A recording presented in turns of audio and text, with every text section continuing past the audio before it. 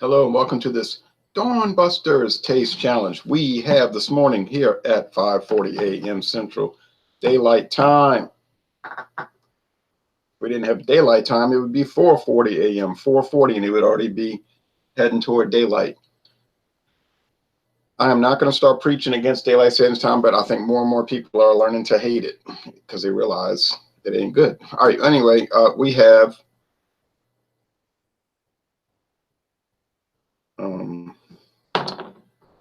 Bellows American blended whiskey, bottled in Missouri. Well, it says American. That's the appellation, as they say in wine. In wine. Like wine might be Sonoma Valley or New York, something like that. But this appellation, this means it's distilled somewhere in America. So you got 50 choices for states plus one district and some territories. So, but I think when they say American, they mean the 48 contiguous states plus District of Columbia. All right. Versus Heaven Hill Mild and Mellow. That's the actual name. Heaven Hill Mild and Mellow Kentucky blended whiskey. Kentucky, meaning it's from Kentucky. Now, if it says Kentucky, it's got to be distilled, aged, and bottled there. And that's what it is. It's done by Heaven Hill, obviously. This is actually the only Heaven Hill branded product we get, to my knowledge. And I am forever checking, so I haven't seen anything, okay, else from Heaven Hill. When I was in Kentucky, yeah, they had the green label, the black label, all kind of straight bourbon whiskey. But we only get the blended, 80 proof, aged 3 years, Heaven Hill Distillers, two lions in this crest. And there's like a ribbon with a glass on the top full of liquor. Trademark. So it's kind of neat. This came out, I think this company came out, I'll get it right, hit the market around 1934 at the end of Prohibition. Now the label is filigree, and you can kind of feel it like Braille, like you could feel the letters. Okay, and it looks like an old general store placard or sign, you see. Kind of a nice label, look like Old Country Time. Heaven Hill's #1 Kentucky blended whiskey. Okay, so this is their best-selling blended whiskey. They make a lot of them. I see this all around southeastern Louisiana, in the New Orleans area, not really in the Baton Rouge area. If you go to the North Shore, the old Florida parishes, let's call it, and upriver from here, St. James, Ascension, and East Baton Rouge. Well, East Baton Rouge is the Florida parishes. Then you'll see the T.W. Samuels, which is another Heaven Hill blended American Kentucky whiskey. It says every drop of the Kentucky whiskeys used in this special blend was distilled by traditional sour mash Kentucky craftsmanship to assure consistent quality and taste. And they're both 80-20 blends, and this is aged 36 months. The Bellows has no age statement, which means it's aged at least 4 years. The straight whiskeys are aged at least 4 years. So is it going to matter? Well, Heaven Hill has their blended whiskeys usually have some strange melon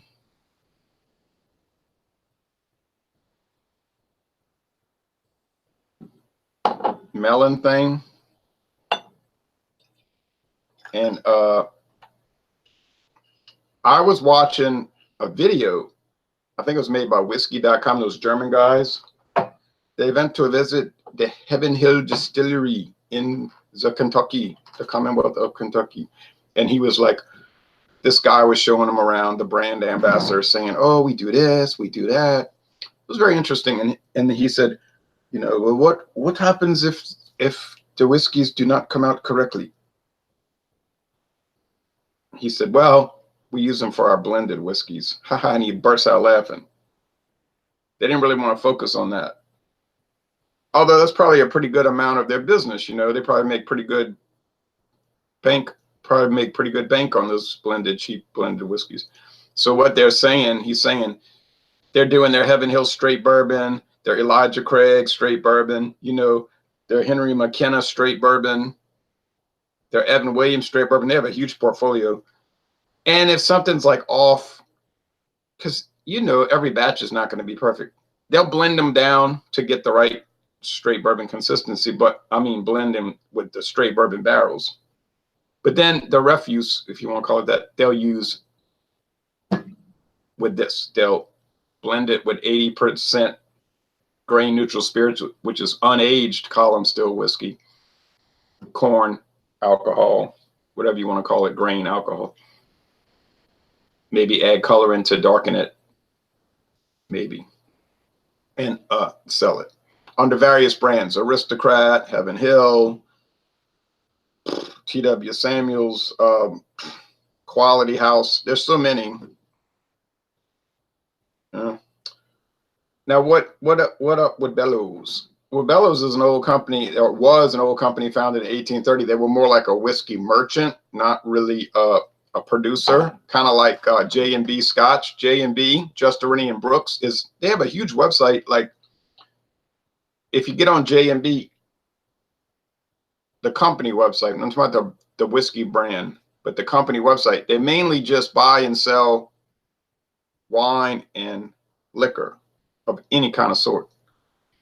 Buy low, sell high, right? They're a broker, and they'll sell it off to various entities, and you can make orders or whatever. Justerini and Brooks.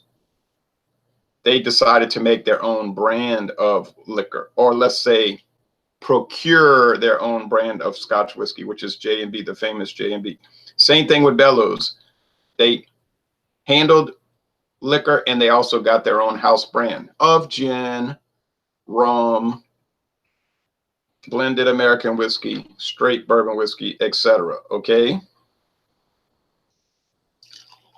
Bellows was eventually acquired by Beam Company, and then Beam sold it off to Luxco a few years ago, maybe in I think it was 2015, but I don't remember. I'm not, it doesn't even matter. 90% of the people listening, or more than 90%, could care less. And I understand that, and I don't even care. But, you know, it got, these companies sell off different things to each other. So you have a black writing with like brick red trim on a yellow background. A very pale yellow background, like Ecro almost. Cream color, but it's yellow, in the yellow realm.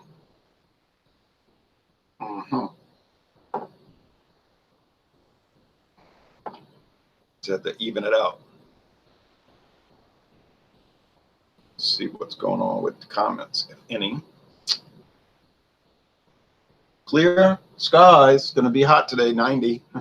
Finally getting the first 90-degree day. Yeah. First 90-degree day in 2019 in Louisiana. And it was sure will not be the last. But it took a while to get to 90, May 21st. That's good. Less energy consumption, right? Jeremy Vincent says, good morning, Ron. Good morning to you, Jeremy. G and JK says, hello. Hello to you, G and JK. Jeremy Vincent says, hi, G and JK. So everybody's doing a hangout. They had a pretty wild and crazy hangout Saturday night. And somebody asked me, Mr. DC fan said, hey, would you have joined something like that? Would you have liked it? I said, it's not really my kind of thing, you know, I mean, but it didn't turn out too bad considering what it was supposed to be. And what was it supposed to be? An overnight wild and crazy hangout with mass consumption of beverages. So, I mean, I watched, it's long. I was watching a lot of it. And I was like, well, seems appropriate to what it was now.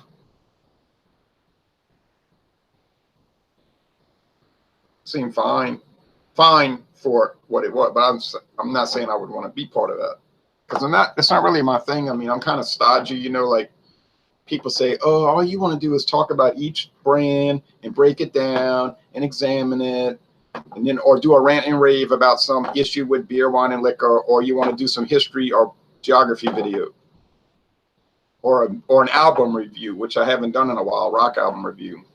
I said, I'm saying to myself, yeah, that's pretty much it. That's kind of like me, you know. You might look at me and say, your life is boring. You just do these little, in the comic books, these little habitual things that are like, he was reading about Portuguese Timor during World War II. Oh, yawn festival. I really want to sit and read about Portuguese Timor.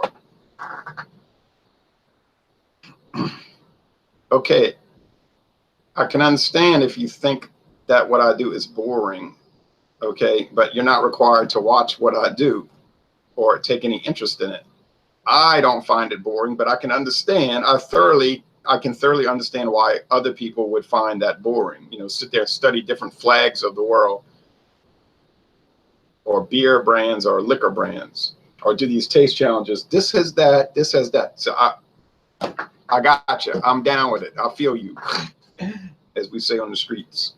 Okay, I get it. And you know, the Fandango Friday, that's not really my thing. You know, like I did it to placate somebody. Like, okay, we'll do it. I'll wear crazy hats. I mean, I can do crazy things. It's contrived in my case, usually. Put on a crazy hat, show a sword and all, but it's like not really what I do, but I can play along with it. You know what I'm saying? But then that didn't work out so well. But I don't feel bad about it, because I say, well, you know, I'm giving in to people. I'm doing things to placate them. Because the criticism was, all y'all want to do is talk about beer, wine, and liquor and just say this technical detail here, and it's so boring. But then I'm thinking about it now, and I'm thinking, yeah, but that's what we like to do. You know, I mean, I'm sorry. I had a kid one time take a military history class I was teaching. He signed up for military history and elected. His complaint was, this class is boring because all y'all talk about is battles and wars, battles and wars. And the other kids turned and looked at him and said, hey, you know, it's military history. What did you think it was about? And they were aggravated with him. It's like, this class is not going to change because of you. Quit, you know, go to the counselor and tell you want out. I mean, you can go to take study hall. You don't need the class. But then he changed his attitude a little bit. Jeremy says, I like both the regular serious beer review and the wild ones. I like to watch the wild ones maybe more than be part of them, because I have a tendency to say things and people are very sensitive. Even the people that will say, I'm a wild and crazy guy, anything goes. I've come to find out that you're not as wild and crazy as you say, and you're very sensitive. And I don't know, I think that's a dangerous thing to say you're wild and crazy, and then you get upset and offended by little offhand comments I might make that aren't meant to be taken seriously at all, obviously. So I have a tendency, I tend to not want to be part of those. I'm like, well, I'll not be part of that, because I've been known to say almost anything. And then people say, well, did you hear what he said? And I'm thinking to myself, right, it was the wild and crazy hangout, right? Get that part? Yeah, but you were too wild and crazy. Okay, you didn't set up parameters for that, so and you invited me in. But I've slowed down on the other because I wasn't getting anything done. I got to find a balance. Oh, right, I watch these things and I see them come up in my subscription. They go on 7 hours all night. They're doing this hangout, that hangout, this hangout, that hangout, this hangout. And I'm saying to myself, that's all they do. I can't do that all day long. I have things to do. Like you're saying, I have things to do. I'm not going to sit there and just do hangouts here, blah, blah, blah, and this one did that, and then, oh, let's act, you know, oh, this is funny. Oh, hey, guys, you know, and I'm like, oh, that's not my thing. Not to say that I'm against it. I like to do the Wildcard Wednesday, although I preferred when it was focused on a beer brand. Like Examine Icehouse Edge, for instance. Or Examine Left Blonde, because it was, I like focus, like, okay, let's talk about this beer. You say, that's you and that stodginess. Yes. Wildcard Wednesday, it's okay, because everybody can bring a beer, because you can bring anything you want, so nobody can say they couldn't find a beer. But honestly, you'll notice sometimes I seem distracted or my mind is wandering, because to sit there for 30 minutes and listen to people describe a beer that I've never had and I certainly can never get, I just can't get into that. It would be like somebody telling me, man, let's talk about this movie that you've never seen, nor will you ever watch. I just can't. No. I can watch a movie review for something I've seen and I'm interested in. You get me? You feel me? All right. And I like to do the examinations, like when John and Neely and I and other people will examine the Bacardi Superior, as they call it now, Carta Blanca. Yes, because that's a focus, a focus. You say, well, I thought this was a whiskey focus. You're going on all kind of topics. Yeah, I know. But you get my point. And anyway, I'm bringing it up because people have asked me about it, so we're talking about it.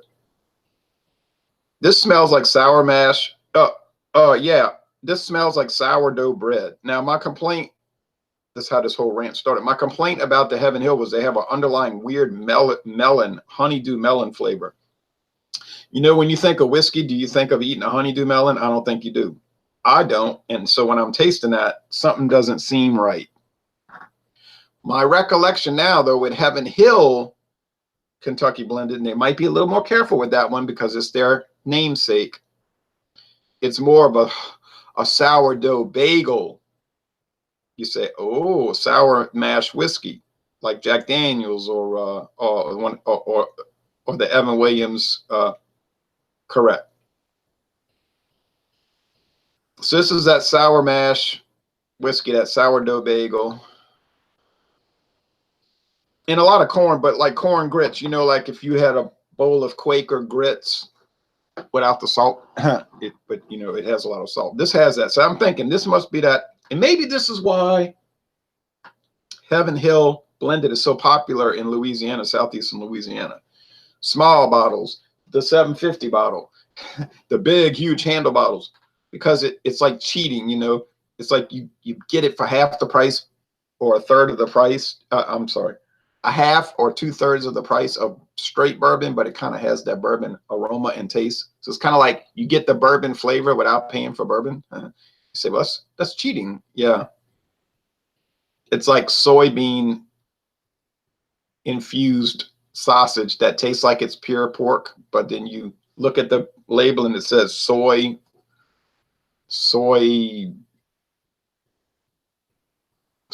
whatever they call that.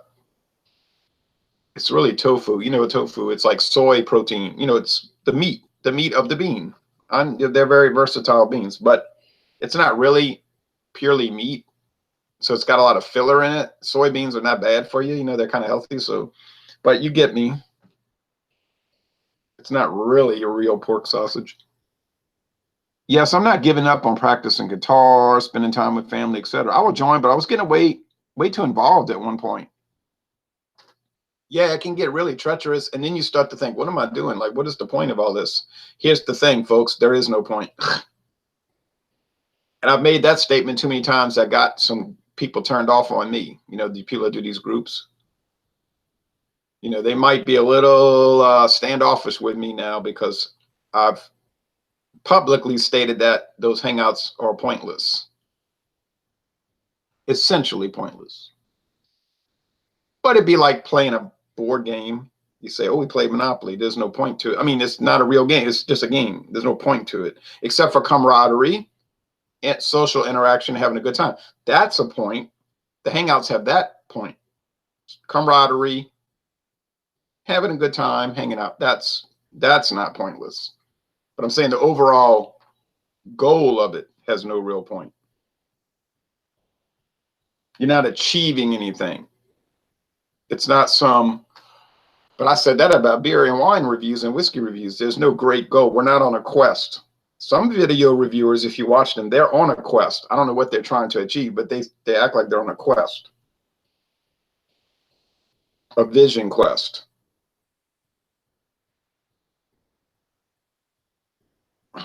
This smells like Bellows. You know why? It's just like bready whiskey and not a whole lot more. I can't stand these glasses in the sense that they pick up any kind of fingerprint in a hot second. Nice alcohol legs. I mean, the glasses are nice, and I appreciate John and Neely giving them to me, but golly gee, I never seen a glass pick up a fingerprint like this. So don't try to commit a robbery with these glasses. You'll get caught so fast. I'm not sure what all Heaven Hill whiskey we can get around here. I'll have to look, says Jeremy. Yeah, it'd be interesting. Since you're across the river from Tennessee and not far from Kentucky, I'm imagining that you can get quite a bit.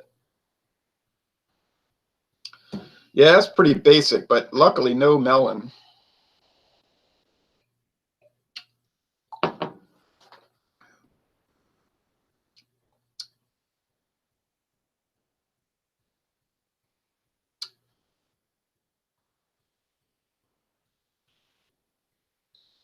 Some melon is coming in though. I said no melon, but I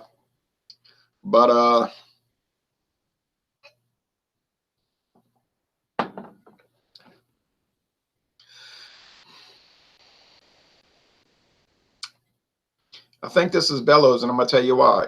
It tastes a little older, and I don't mean old like bad old, old like good old, you know, with whiskey. More aged, has more wood. It tastes more like bourbon, and it ain't bourbon from Missouri. Sorry, folks, it's imported. You know what I'm saying? It's already distilled, and it's probably coming from Indiana. All they do is blend it and bottle it in Missouri. They do not distill it or age it there. It tells you right there on the bottle. It tells you by not telling you. All right. But if it's coming from Midwest Grain Products, Seagram's Distillery, it's fine because they know what they're doing over there.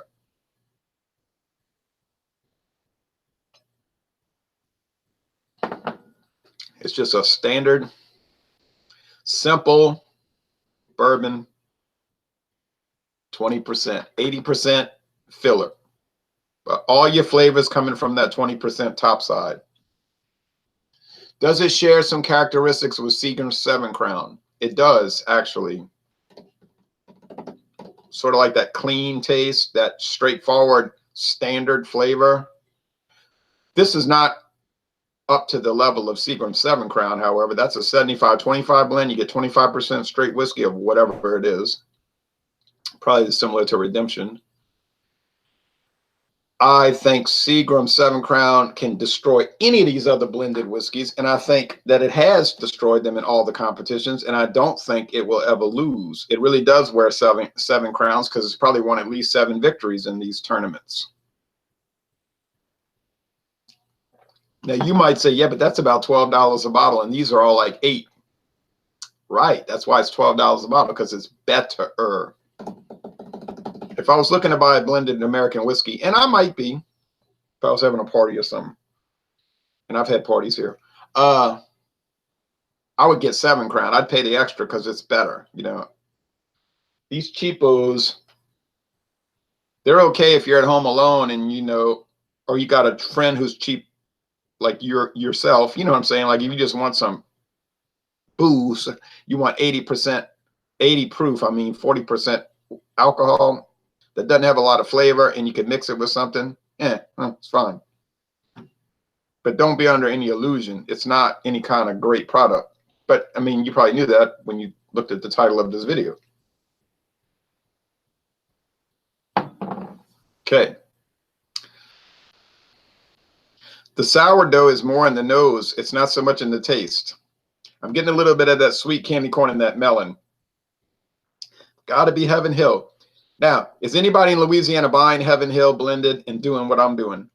Taste testing them and swirling them and nosing it and tasting it and feeling the body of it, you know, picking up the body of it in the finish. No. Are they stopping at the gas station after work or maybe before work, picking up a plastic, put in your vest pocket bottle and sipping on it with RC Cola? Yeah. That's what they're doing with it. Okay, so I'm doing an unusual use. The utility I'm engaging in is not the normal utility for these things. They're not meant to be swirled, nosed, taste challenged, and examined. But that's what I'm doing them because that's what I'm doing because they exist. And I've had people ask me on the cheap beer examinations, like, or reviews, why do you even look at that stuff? I say, because it exists. You know what I'm saying? If it didn't exist, I wouldn't address it. You say, well, Four Loko exists. Yeah. Well, you got me there. I did that once. No more, no more, no more. So which of these tastes more like an authentic, tolerably good whiskey? Well, the Bellows actually, and it's $8.99 for a liter. $8.99 for a liter. But if I went to Dorgnac's or Super Value Store, where else could I get the Heaven Hill in a liter bottle, glass bottle? Probably could go to Star, Fuel, or Elio's Wine Warehouse. Yeah, it'd be about $8.99. At the most, $9.99. So I'm going to call Bellows the winner. You're the winner, Bellows. Is it some great product? No.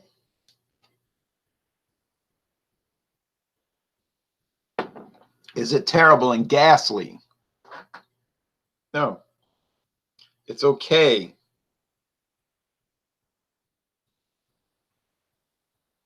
If you want to taste something that's really off the wall and you stare at the table or the desk, I'm sitting at a desk and I'm looking, you just stare at the keyboard like, what is this? I mean, it really is strange. Like, this is so strange. Something is wrong. You know, like, what's going on here? Go get your Hartley brandy. Oh, man. Now, you can't get the Hartley VS anymore, thank goodness. That was really treacherous. But you can get Hartley brandy or the Hartley VSOP. That's a little bit better. It's aged longer, VSOP. I'm telling you right now.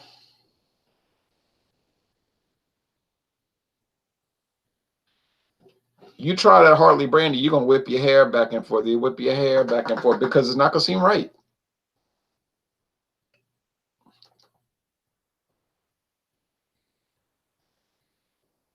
Would I buy these two again? No, I would not. Would I recommend them? For the things I just talked about, I wouldn't recommend it to sit down and contemplate the events of the day while sitting by the fireplace. No. All right. I'm going to say this is a Heaven Hill. And who wins? The Bellows wins by a little bit, you know, not by a lot, but it does win. It is better. So I'm saying this is Heaven Hill. I hope I'm right. It is Heaven Hill. I did it. I did it. I did it.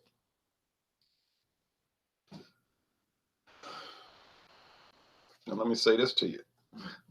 The next taste challenge is in 2 days. Okay, I'm going to try not to rant and rave. Anyway, it was lighthearted rant and raving. You know what I'm saying? That was rant and rave light.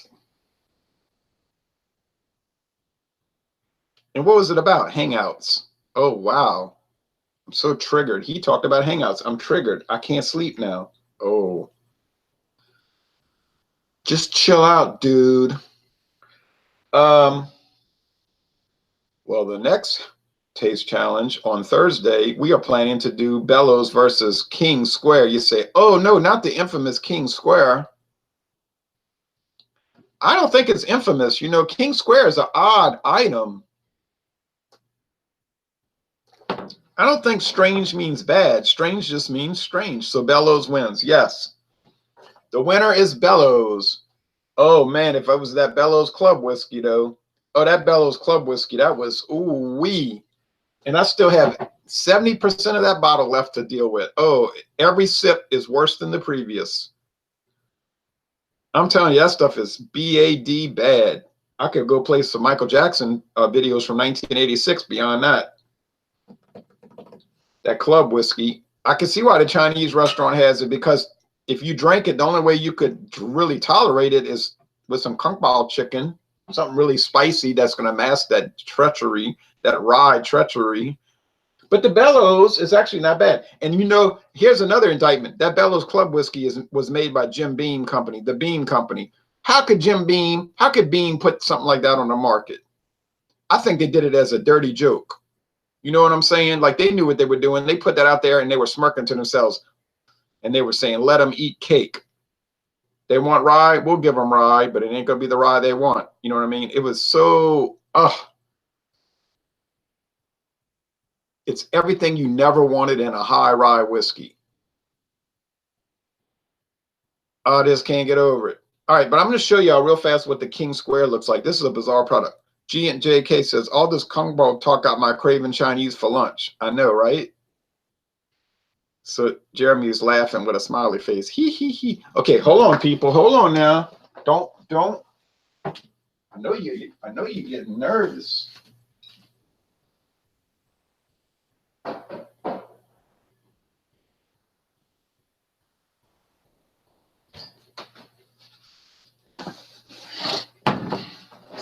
I know you're getting nervous. All right. King Square. Talk about a bizarre item. I'm telling you. Look how light it is. Have you ever seen a whiskey this light? I mean, for real, this thing is so light.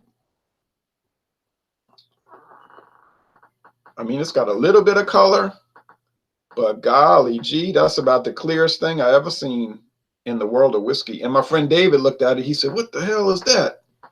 I said, I bought it in Texas. And I don't know the price. It was like $6.99, some standard price for cheap whiskey, blended whiskey. It's 72.5 to 27.5 ratio. That's very strange because most is 80-20. Or on occasion, 75-25. But when do you ever see 72.5 to 27.5? You just don't. And it's from Florida, which is another strange thing. And it's so light. You know why? I don't think they're adding coloring. I think all blended whiskey would be light like that. Barely straw if they didn't add coloring. And my friend David said, that looks like corn whiskey. I said, it probably is. I mean, most blended whiskey is about 99% corn. Well, 90% at least. Aged and unaged. See, that's the thing about blended whiskey. It's aged corn liquor and unaged corn liquor. You say, oh boy, can't wait for that. I know, right? He said, it looks like champagne. I know, right? It's the same color as champagne, that pale straw. But it's not bubbly. Okay, I'm out of here, people. I got some beer review. Oh, it did hiss, though. I say it's not bubbly, and it went psh when I turned the cap. There's only 45% of this bottle left. Why did it hiss? Why? Is it fermenting in the bottle? Oh, that is so strange. How many whiskeys do you smell that smell like the green peppermint candy cane? You know, that spearmint, or what do they call it? You know those green candy canes that taste gross? It's not the peppermint, it's like that off-putting mint. I don't know. I don't know, but I've been told that in the heat of the day, a man died of cold. So I'm going to do King Square on Thursday. Right, her. At the same time, right, her. Oh, yeah. Get ready, people. People, get ready. So you say, oh, I guess you'll do a rum tomorrow. I guess Wednesday. I guess it's Wednesday coming up, so you're going to do rum, huh? You got me again. Yeah, I'm going to review. I'm going to do a video review for Aristocrat. Oh. You are not my Skull white rum.